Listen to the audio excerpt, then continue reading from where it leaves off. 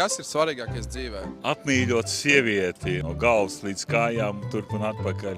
Sīkāk bišķi nesapratu. Zini, mums jāskatās porņoki, kā to dara.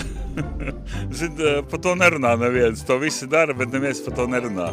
Ne, tu vienkārši saki apmīļot, tas ir kā? Izpist. Tagad sapratu. Es sapratu, jā. Tā ir tāda viena no svarīgākajām lietām dzīvē, jā?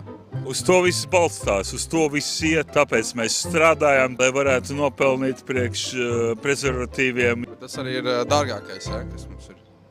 Lai to nopirkt. Jā, mīlestība ir pat dārgākā. Mēs nevaram nopirkt mīlestību. Mēs varam prostitūtu nopirkt, nosacīti, jā, bet mīlestību mēs nevaram nopirkt. Tas ir pats dārgākais, ko Dievs tikai var uzdāvināt. Un ja tev ir mīlestība, tad nepalaid to garām un mīli līdz mūža vakaram. Cieši turēt cietēs tās vietas, jā, kur kājas aug. Jo tas tomēr ir svarīgākais. Jā, galu galā tas ir vissvarīgākais, tāpēc šie lielie varanie karoja, ka viņiem pietrūkst kaut kas tur tajā guļamistabā. Viens vibrators pietrūkst. Ko visiem varētu pateikt, kas skatās? Mīliet, un jūs tapsiet mīlēti, un sargiet savu mīlestību.